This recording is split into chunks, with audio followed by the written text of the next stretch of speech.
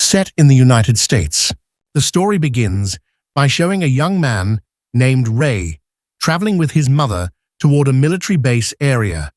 Ray's purpose there is to enter a competition called the Long Walk, which promises a very large cash prize and one extra bonus any wish will be granted. His mother seems quite reluctant because a life will be the stake, but Ray insists on participating in the race, and we haven't been given the reason why Ray appears so determined to risk his life. Be a good boy, okay? Okay, I will. It's gonna be okay. I'll see you in a few days. Okay. All right. After arriving at the location, Ray meets several other participants named Peter Steben Heng, who is of Chinese descent, Becca, who is well-mannered, then Gary, and a young man named Curly. What's your name? Curly? Here he comes. Sit down, boys. Not long after the competition organizer appeared, he is often nicknamed the Mayor, the #1 ruler in that country, the holder of supreme power. There, the mayor called the participants one by one to wear a badge necklace before the race begins. Number 1, number 5, number 19, number 38. Luck, son. At number 38, there is a man named Billy, who is the mayor's son, also joining the race. After distributing the badges to 50 participants, the mayor again explained the rules. The rule is they must walk without stopping, on the determined path, for any reason. They must not stop. The speed must not be below the applicable limit. If they slow down for 30 seconds, the participant will receive a warning. If they receive a warning 3 times consecutively, then on the 4th warning, they will be punished. However, if a participant manages not to make a mistake for 3 hours, previous mistakes will be forgiven and counted from 0 again. But the most surprising thing is in this race, there can only be one single winner who is entitled to the prize. And I see hope. If you refuse to give up, any of you can win. Yeah! I said. After reading the rules, the mayor also announced that this annual race is broadcast across the entire country and will definitely change the winner's life. This event is also considered a symbol of the nation's awakening. Not long after the mayor fired a pistol as the signal for the start of the deadly race.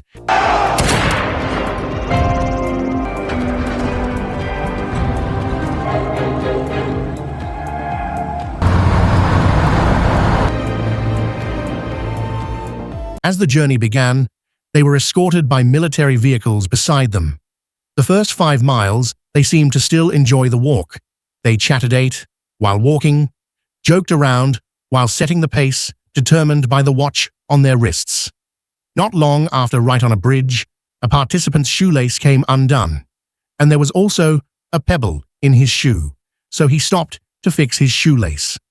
That is where he received a warning, and the first tension in this race occurred.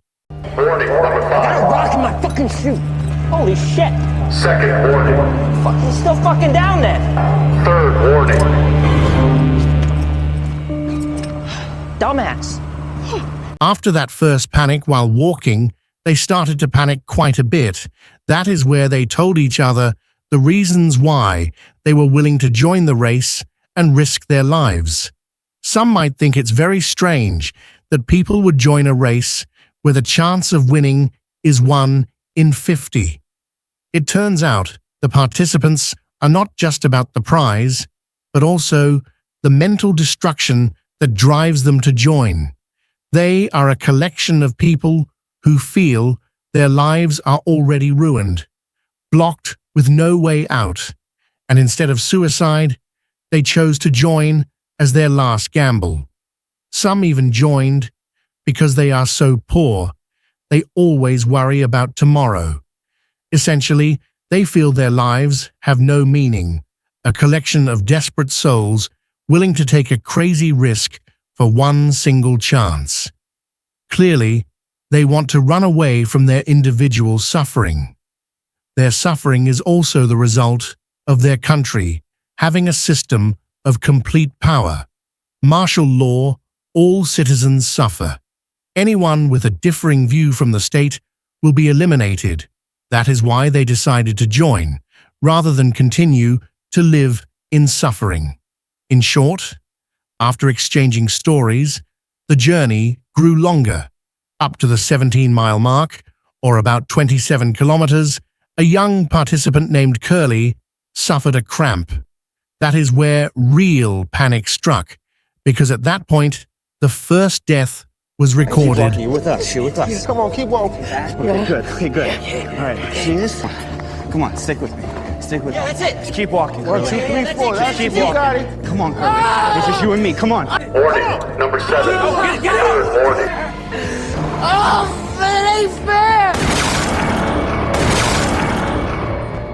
Yes, stop. Let's go. Keep moving. Seeing that incident, the participants started to feel real panic. Regret for joining began to emerge.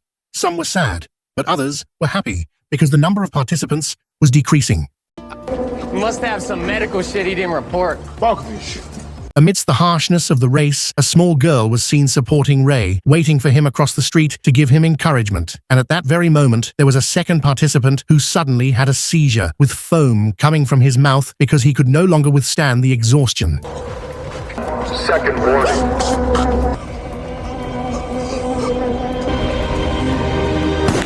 Fucking smiling. The odds just went up for us. After that incident, the situation heated up because they felt death was close to them too. At a certain mile marker, some players started cheating by taunting others to be provocative, so that other participants would get emotional and quickly tire until it triggered the anger of one of the participants. Rank. You're saying your mama names you fucking Rank. Your goddamn name is Rank. On you in some other way. Warning. What? Number Don't let him fucking kill you. Can't take a fucking joke? Fuck you. I think your mama was giving out coupons. Second warning. Number 19. Get up, Ryan. Get him! Warning. Hey! You're not just a pest no more. Now you a murderer. He came after me, man. Amidst the tension, human biological realities began to show their impact. Bodies that need sleep, food, drink, and rest. Even natural needs like defecation could not be avoided. One participant was seen losing control, unable to hold it in, and was forced to stop, to squat down. But because nothing came out, he ended up stopping too long and violated the rules, until finally that urge led to his last breath in the race. Third warning. Better be dirty than fucking dead. Your fucking leg.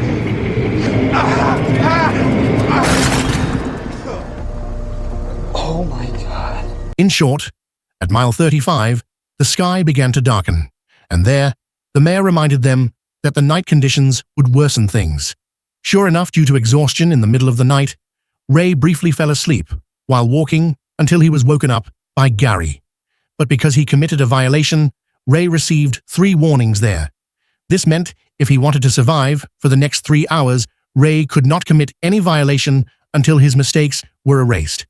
Not only Ray at that moment, many other participants had also reached their limit, resulting in a mass violation taking place. Participants fell one after another. Marty, you were gonna die on this hill. Maybe more than half. Number 8. 28 total. Shit. Number 41. You're gonna fucking die tonight, Garrity. I can fucking feel it.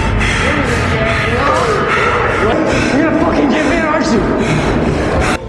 I feel faint. Top of the hill. But luckily, in that chaotic situation, where Gary continuously did provocative things to make Ray emotional, Peter tried to calm Ray and suggested it was better to ignore the provocateur's talk. You're gonna fucking give in, aren't you? Put your canteen over your head. Now keep putting one foot in front of the other. That's it. In short, the day began to dawn, and they had now reached 59 miles, and only 18 participants remained. A man wearing glasses was seen, who would soon give up because his ankle could no longer take it. My ankle! Warning. Warning. Third warning. After that, the journey began to change. where they were once competing. Now they were helping each other, strengthening each other. They thought if they came there because their lives were useless, why shouldn't they do something useful? In the last moments of their lives, they became more solid, not caring about winning, and continued the journey.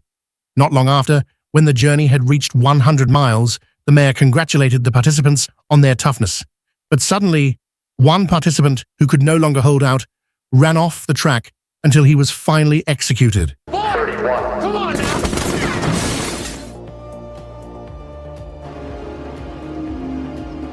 Not long after Peter tried to approach Ray, Peter asked what Ray's real reason was for the race, because Ray seemed very ambitious. Ray then told him he joined because he wanted to see his father's killer up close. It was revealed Ray's father was an activist who wrote books about freedom. Since the country in this story is under martial law, Ray's father was labeled a traitor to the state. He was seen as opposing the government, with his books speaking of freedom. Ray's father was eliminated by the mayor, right in front of Ray's eyes. That is why Ray wanted to join the race and seek revenge for his father's name. Because they all knew every winner is entitled to ask for any one wish. That's why I'm gonna kill him. What? And that's how I do it, right fucking there. The journey continued, and at the 170-mile mark, some of them began to lose their sanity due to exhaustion. Until that night, Heng, who could no longer hold on, was seen determined to use his last bit of energy to do something ridiculous. You alright? Talk to me. Hank. Warning. Hank! 46. Hey, get that fucker! Warning. 40.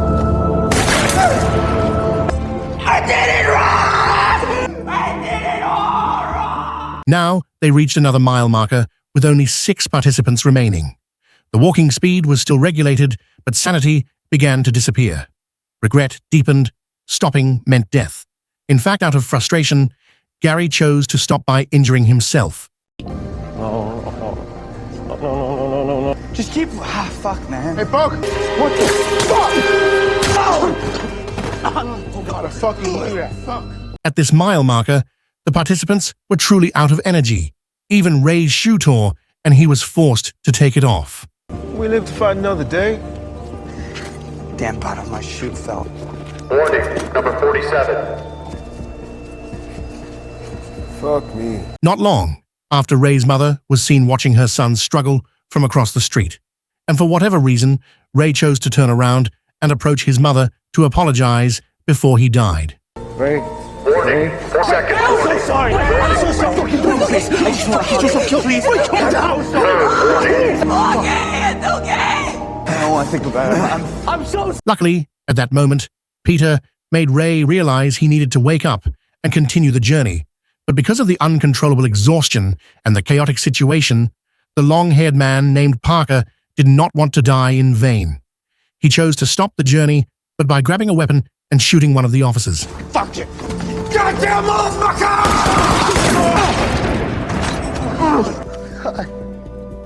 That night, Arthur was also seen unable to continue the journey. He chose to ask Ray and Peter for help to give the badge necklace he had to his grandmother as an apology. Give this to my grandma. Mike, Of course. go ahead, promise me. Promise me. I promise. Promise. Warning. Second warning. Third and final warning.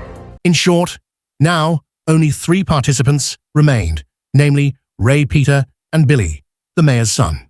The mayor's son was already having nosebleeds and all sorts of issues. There he told them his reason for joining the race. It was actually due to his frustration because he was an illegitimate child of the mayor. Due to the mayor's greed for women, dozens of women gave birth to a child without a father. With the mayor's power, many children and mothers suffered because of the mayor's coercion. That is why Billy joined the race and planned to help the victims, abandoned because of the mayor's actions if Billy managed to win. But the situation was no longer possible. Billy had a severe nosebleed and finally decided to stop. Good luck. Third warning. Do me. 50% chance now, Pete. Now, the race only left Ray and Peter in the crowd, where the designated finish line was, but if 2 participants remained, they had to continue the journey until one lost. There, Peter suddenly stopped, bowed his head, and intended to give the victory to Ray only. Second warning. What are you doing? You gonna do this for your mom. Get up. Third warning. It's for your mom. Ray! Being a brother, just walk me a little more, okay? Okay. But Ray was seen waking Peter up and forcing him to continue the race. Not long after, as Peter was about to walk, Ray actually sacrificed the victory for Peter. Hey, what you doing? Ray! I can't. Get the fuck off! Ray! May God reward your bravery.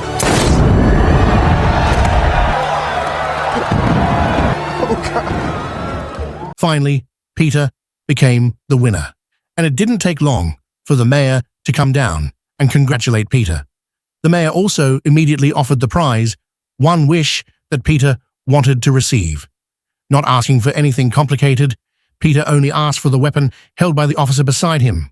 And there the mayor immediately granted the request, and unexpectedly, Peter asked for the weapon to shoot the mayor because he wanted the inhumane race to be stopped, and the man behind the authoritarian power must be eradicated. Put the gun down. Put the gun down. Don't throw it away. This is for Ray.